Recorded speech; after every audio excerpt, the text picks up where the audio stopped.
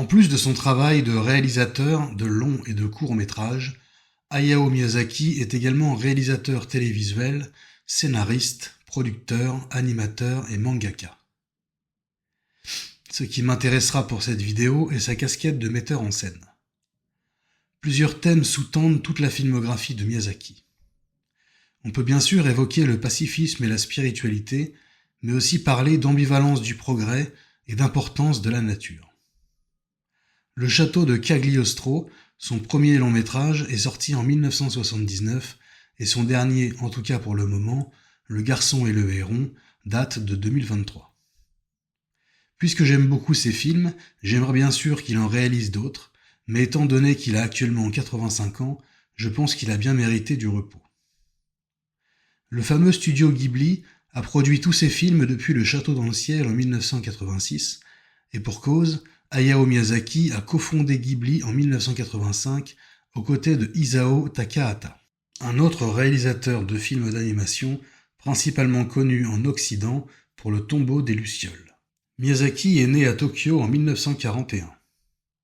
Son père, depuis qu'il a volontairement quitté l'armée, travaille dans une entreprise dirigée par l'oncle de Hayao, entreprise aéronautique qui fabrique des pièces destinées aux avions de chasse utilisés pendant la Seconde Guerre mondiale. Je trouve donc intéressant que, comme je l'ai dit plus tôt, l'un des grands thèmes des films de Miyazaki soit le pacifisme. En effet, on peut considérer que son père et son oncle ont indirectement contribué à tuer de nombreuses personnes pendant la guerre de 39-45. Ce qui est frappant également, c'est que les avions, les dirigeables, les vaisseaux, bref, les engins volants, auront eux aussi une très grande importance dans sa filmographie. Après la mort de son père en 1993, Miyazaki a clairement dit qu'il n'avait jamais eu l'impression d'avoir été inspiré par ce dernier. Une chose est certaine, sa mère par contre a beaucoup compté pour lui. Décrite comme une femme intelligente qui remettait régulièrement en question les conventions sociales, elle avait la santé fragile et a lutté contre la maladie la moitié de sa vie avant de mourir en 1983. Est-ce un hasard qu'un aussi grand nombre de personnages féminins forts, profonds et inspirants parsèment les films de Hayao Miyazaki? Il me semble évident que non. Les inspirations directement évoquées par Miyazaki sont issues de cultures et d'arts variés. Il a dit avoir été profondément impressionné par Yuri Norstein, cinéaste d'animation russe, mais aussi marqué par le travail de réalisateurs japonais comme Akira Kurosawa, dont la profondeur de la mise en scène et des personnages a été une source où il a abondamment et respectueusement puisé. La bande dessinée et l'animation française figurent également parmi ses inspirations. Il a entre autres mis en avant les œuvres de Jean Giraud, alias Moebius, et le film Le Roi et l'Oiseau de 1980, réalisé par Paul Grimaud, à partir d'un scénario sur lequel Jacques Prévert avait travaillé. Jonathan Swift, écrivain irlandais, l'a également intéressé avec son livre Les Voyages de Gulliver, qui a été crucial au moment de la création du film de Hayao Miyazaki, Le Château dans le ciel. Puisqu'on parle de littérature, revenons à la France un instant pour dire que Le Petit Prince de Antoine de Saint-Exupéry a aussi beaucoup compté pour lui, et en effet, on retrouve dans ce livre une poésie et un attrait pour l'aviation qui sont des caractéristiques des films de Miyazaki. Le poète français Paul Valéry a aussi joué un rôle dans la création du film Le vent se lève, puisque l'un de ses vers y est directement cité.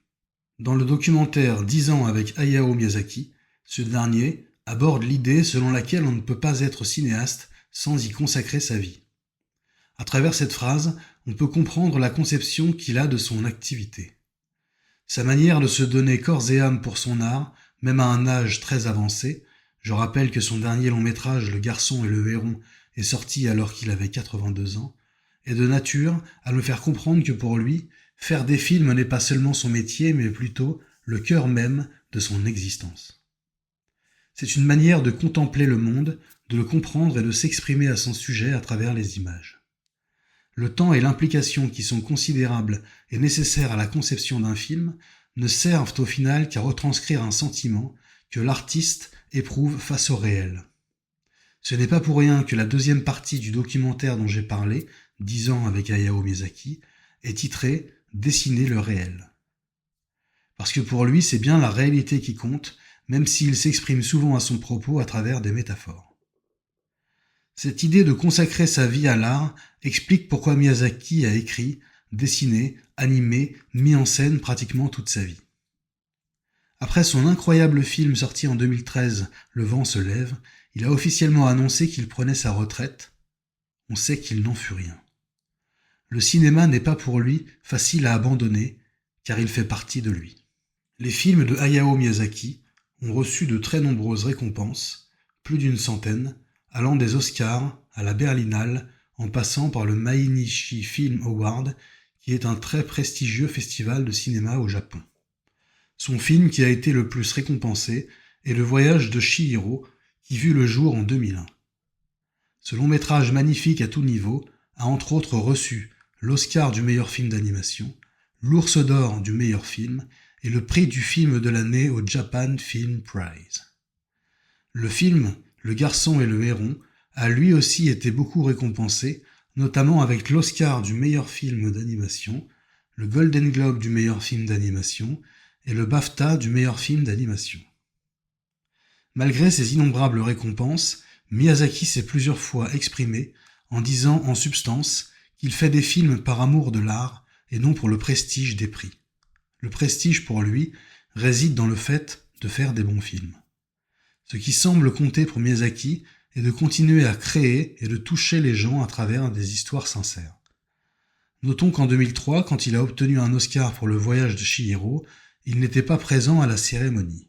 Pas parce que cette distinction ne l'honorait pas, mais parce qu'il refusait de se rendre aux États-Unis, pays qui à l'époque avait déclaré la guerre à l'Irak. Je ne compte pas entrer dans une analyse politique de ce positionnement, mais simplement souligner qu'on retrouve dans sa décision une certaine idée du pacifisme qui est, comme je l'ai déjà dit, l'un des thèmes récurrents des films de Hayao Miyazaki. Cette vidéo est maintenant terminée et je vous remercie de l'avoir regardée. Si elle vous a plu, ou mieux, si elle vous a appris quelque chose, libre à vous de vous abonner, liker, partager, commenter. Il ne me reste plus qu'à vous souhaiter une bonne journée ou une bonne soirée et à vous dire à la prochaine sur la chaîne.